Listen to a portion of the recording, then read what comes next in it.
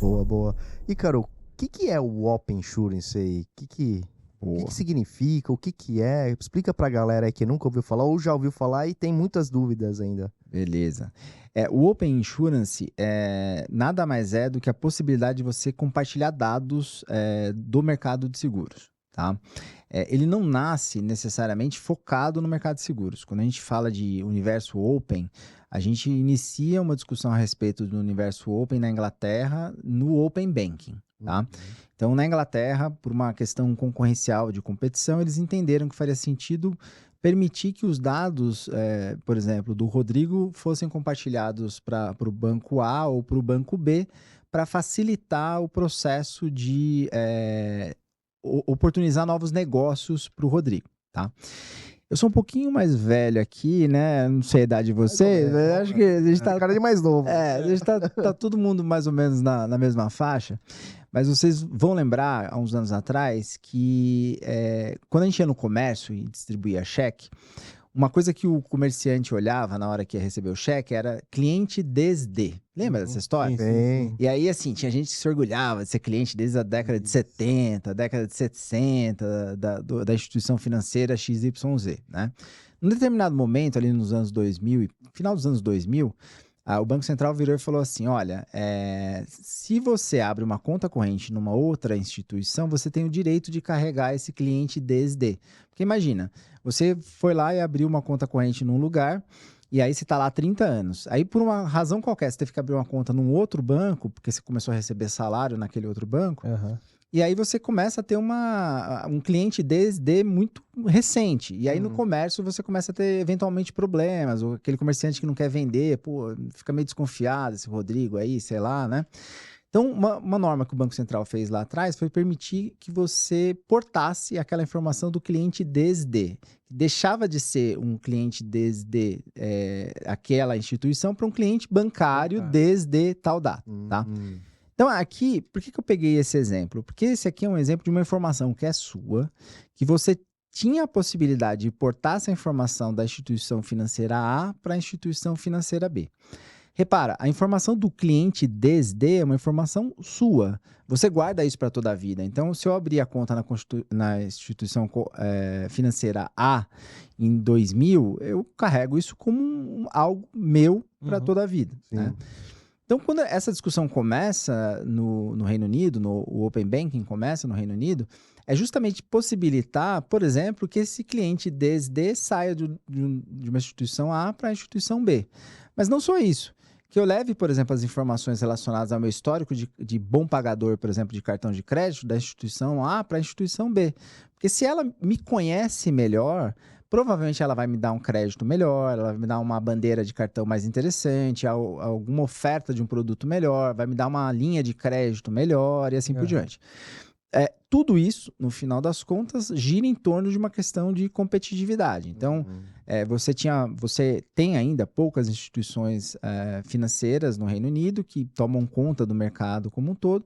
E aí, o Reino Unido entendeu que fazia sentido você permitir essa entrada de novos players e, a partir dali, eles fazerem uma construção de novos mercados, tá? Qual é a base? Porque tem que ter uma base legal, né, para esse negócio funcionar. Sim. Qual que é a base legal aqui? A base legal é o seguinte, no Brasil é a Lei Geral de Proteção de Dados, que vocês conhecem, né? E na Europa como um todo é a mesma coisa, a mesma LGPD que a gente tem aqui no Brasil, só que lá chama GDPR, tá? Então, a LGPD deles chama GDPR e ela permite, de certa forma, ou ela deixa claro, de certa forma, quais são os direitos e obrigações com relação ao titular dos dados.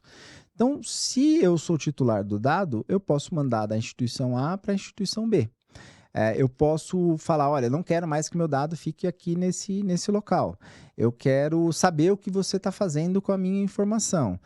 Você não tem direito a compartilhar esse meu dado sem a minha autorização, né? Se a legislação permite isso, e levando em conta esse interesse em aumentar a competitividade lá no Reino Unido, eles juntaram a possibilidade legal de você compartilhar essas informações com a tecnologia e o interesse em aumentar a competição. E, consequentemente, daí nasce o Open Banking, tá? O Open Banking ainda está num processo de evolução no Reino Unido, né? E ainda, por exemplo, não chegou-se nas discussões relacionadas à insurance, tá? Mas está lá no roadmap do Reino Unido, do governo inglês, chegar nas discussões de inclusão de outros produtos que não os produtos bancários propriamente. Vem para o Brasil. Quando a gente tem esse início de discussão no âmbito europeu, depois de um determinado momento, começa a pipocar em vários lugares do mundo a possibilidade de você fazer a mesma coisa. Porque veja só, uma lei que protege os dados pessoais na Europa, acho que faz sentido proteger o dado pessoal do Brasil, né? Não se esqueçam, há pouco tempo atrás, a gente passava em algumas determinadas ruas lá da região central e o cara vendia CD de dados, por exemplo, de médicos. Aí o cara tinha uma carteira de dados de médico lá, ele ligava oferecendo produtos relacionados. Carteira de dados de advogados, né? Um CDzão. E aí ligava lá oferecendo produtos para advogado, de engenheiro e etc.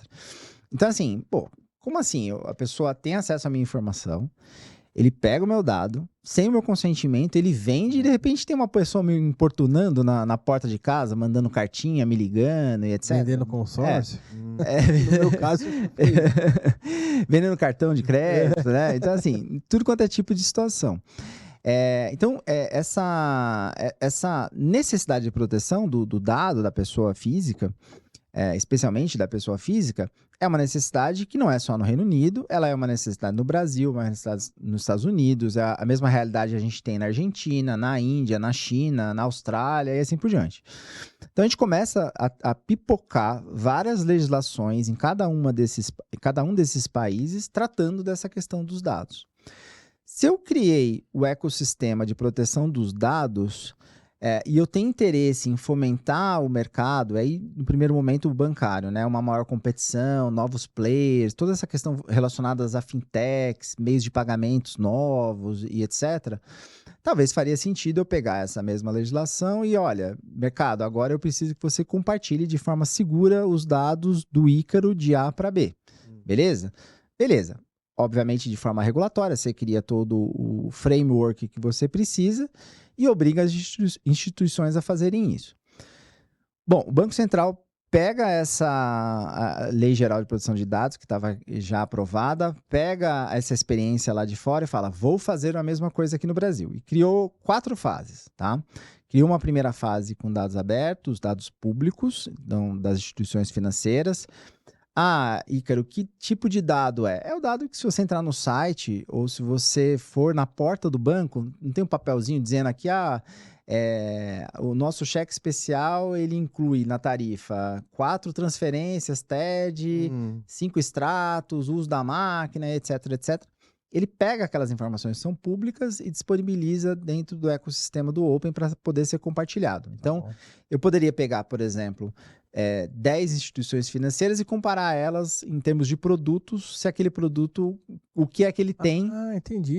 Eu posso usar não necessariamente os meus dados, mas eu vou lá e comparo as empresas. Na primeira fase é isso. Legal. Então eu comparo lá, o produto, o cheque especial do banco tal, que me cobra R$15 por mês, ele me entrega isso.